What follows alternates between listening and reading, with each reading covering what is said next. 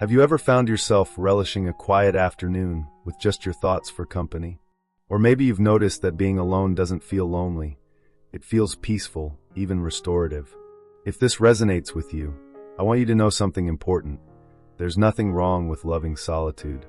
In fact, science tells us that many seniors who enjoy their own company share some fascinating psychological traits that make them uniquely resilient. Before we dive into these traits, let me paint a picture for you. Imagine sitting in your favorite chair by the window, sipping tea while watching the world go by outside. There's no pressure to entertain anyone or keep up appearances, just pure contentment in the moment. For some people, this kind of scene might seem isolating, but for others, it's deeply fulfilling. And if you're one of those individuals who treasures time alone, today's video is going to shed light on why that's not only normal, but also incredibly valuable as you age. Now, before we get started, I need to say this. This video is here to provide insights based on publicly available research, and it's meant purely for informational purposes. Everyone's experience with aging and their relationship with solitude is different. So, always talk to your doctor or a trusted healthcare professional before making any big changes to how you live your life. Science evolves every day, and what works wonders for one person might not be right for another. All right, now that we've got that out of the way, let's start exploring the psychology behind seniors who love being alone. One of the first things researchers have discovered is that solitude isn't about shutting people out. It's often about connecting more deeply with yourself. Think about it. When was the last time you had a chance to really reflect without distractions? When you don't have someone else filling the silence, you create space to process emotions, think creatively, or simply recharge. Take my friend Margaret, for example. She's 68 years old and spends most weekends gardening or reading in her backyard. At first glance, you might assume she's avoiding social interaction because she prefers isolation. But when I asked her about it, she told me something surprising. "Being alone gives me energy," she said. "When I'm around too many people for too long, I feel drained. Alone time helps me reset." Margaret isn't unusual. Studies show that introverted personalities, which tend to thrive in solitude, remain stable throughout life.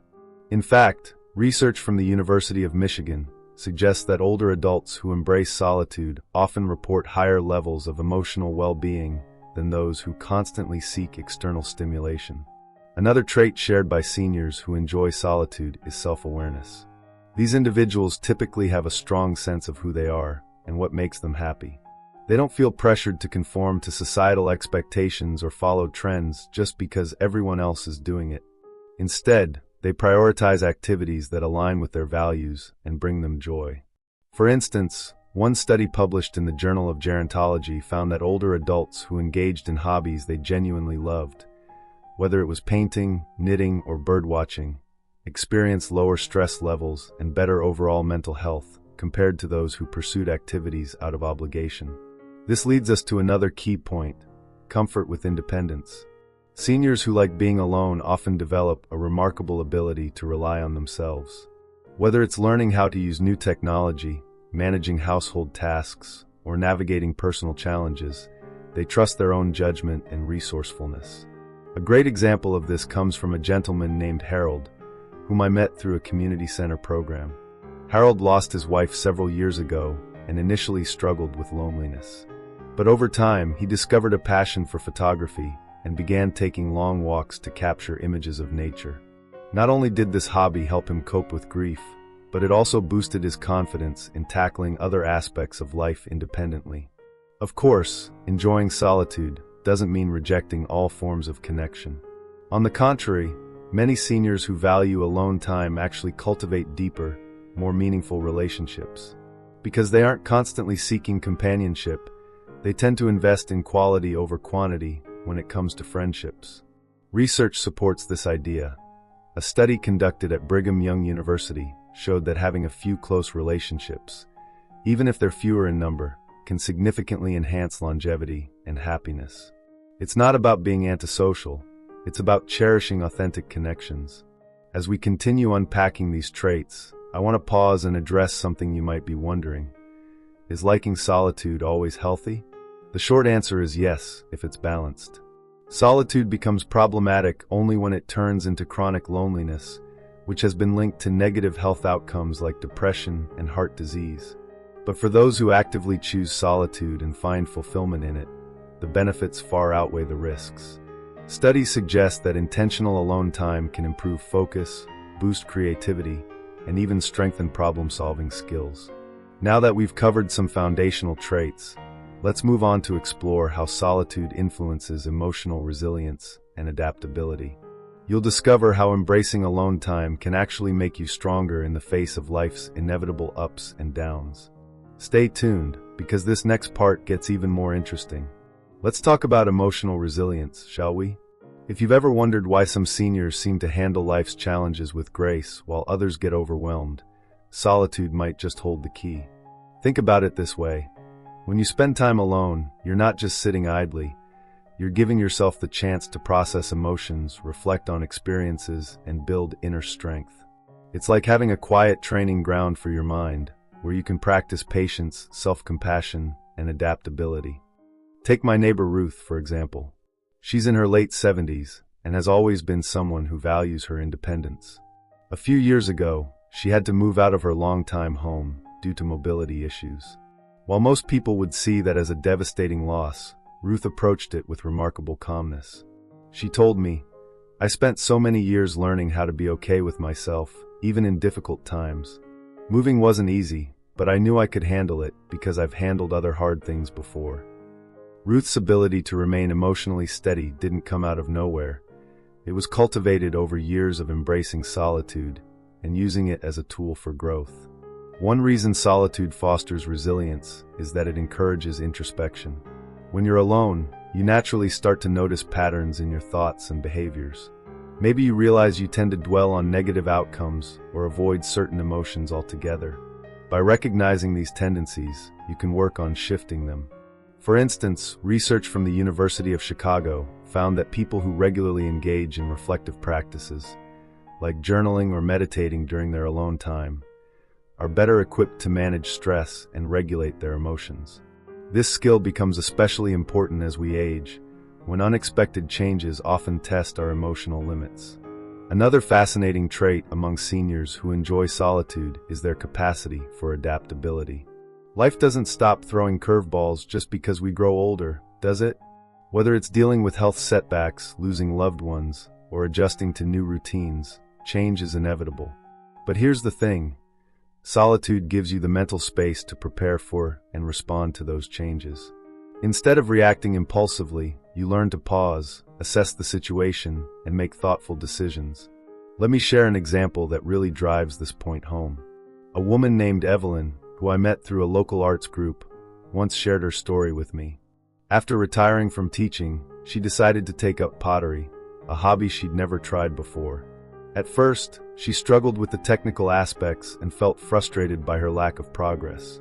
But instead of giving up, she used her solo hours at the studio to experiment, fail, and try again. Over time, she became quite skilled, and more importantly, she discovered a newfound confidence in her ability to adapt to new challenges. "Pottery taught me that failure isn't the end," she said. "It's just part of the process." Now you might be thinking, but what if I'm not naturally resilient or adaptable? Here's the good news. These traits aren't fixed, they can be developed. And solitude provides the perfect environment for doing so. When you're alone, you have the freedom to step outside your comfort zone without worrying about judgment or comparison. You can explore new interests, tackle unfamiliar tasks, or simply sit quietly and observe your thoughts. Each of these actions builds mental flexibility and strengthens your ability to face adversity head-on. Of course, enjoying solitude doesn't mean you'll never feel lonely or anxious. Those feelings are universal, no matter how comfortable you are with being alone. What sets resilient seniors apart is how they respond to those moments.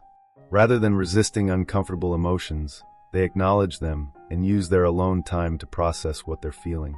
One study published in Psychological Science showed that participants who practiced mindfulness during periods of solitude reported lower levels of anxiety and greater emotional clarity. In other words, solitude can become a safe haven where you learn to navigate your inner world with kindness and understanding. As we continue exploring the psychology of seniors who love solitude, let's shift gears slightly and talk about another powerful trait, creativity. Have you ever noticed how some of the most innovative ideas come to you when you're alone? There's actually science behind that. Research suggests that solitude enhances divergent thinking, the ability to generate multiple solutions to a problem. Without distractions or external input, your brain has the opportunity to wander freely, making unexpected connections and sparking original insights. For instance, consider the case of Arthur, a retired engineer I know. After leaving his job, he started spending hours tinkering in his garage, building everything from birdhouses to intricate model trains. What began as a simple pastime quickly turned into a passion project, and eventually, he started selling his creations at local craft fairs. I never thought of myself as creative until I gave myself permission to play around with ideas, he told me. His story reminds us that creativity isn't reserved for artists or writers. It's a mindset that anyone can cultivate, especially in moments of solitude. By now, you're probably starting to see a pattern. Solitude isn't just about escaping the noise of the world. It's about creating space for growth, reflection, and transformation. And yet, there's still more to uncover. In the next part, we'll delve into how solitude influences decision-making, personal fulfillment, and even physical well-being. Trust me, you won't want to miss it, because understanding these connections could completely change the way you view your own relationship with alone time. Let's keep going. Now that we've explored how solitude nurtures emotional resilience, adaptability, and creativity, let's talk about another remarkable benefit: sharper decision-making. When you're alone, free from external pressures or opinions, you have the clarity to weigh your options carefully and choose what truly aligns with your values. It's like having a personal boardroom where the only voice that matters is your own. And for seniors who enjoy solitude, this ability often translates into a life filled with purposeful choices. Think back to a time when you had to make a big decision. Maybe it was whether to downsize your home, take on a new hobby, or reconnect with an old friend. If you were surrounded by people offering advice, it might have felt overwhelming. But if you gave yourself some quiet time to reflect, chances are you arrived at a solution that felt right for you. Research supports this too. A study from Harvard Business Review found that individuals who spend time in solitude before making decisions tend to be more confident in their choices and less likely to experience regret later on. Why? Because solitude allows you to tune into your inner compass, which often knows what's best for you long before anyone else does. Let me share a story about someone who mastered this skill. Meet Helen, a retired school principal I met through a book club. At 75, she decided to move across the country to live closer to her grandchildren, a choice that surprised many of her friends. Everyone thought I should stay put, she told me, but I knew deep down that being near family would bring me joy. To test her instincts, Helen spent weeks alone in her home, journaling and visualizing what each option would look like. By the end of that process, she felt certain about her decision. Today, she says moving was one of the best choices she's ever made. Her story illustrates how solitude can empower us to trust ourselves and act decisively, even in uncertain times. But here's the thing, enjoying solitude isn't always easy, especially as we age. Physical limitations, health concerns, or the loss of loved ones can sometimes make alone time feel daunting rather than restorative. That's why it's so important to address these challenges head-on and find ways to turn solitude into a source of strength rather than stress. Take pain management, for example. Many seniors deal with chronic conditions like arthritis or back pain, which can make sitting still or engaging in reflective activities uncomfortable. Yet, studies show that mindfulness practices like gentle breathing exercises or guided meditation can actually reduce pain perception over time.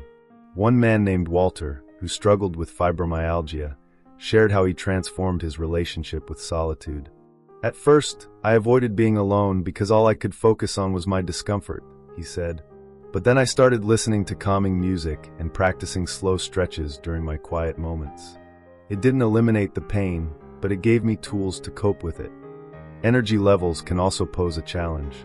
As we grow older, fatigue becomes more common, and it's tempting to fill our days with distractions just to keep going.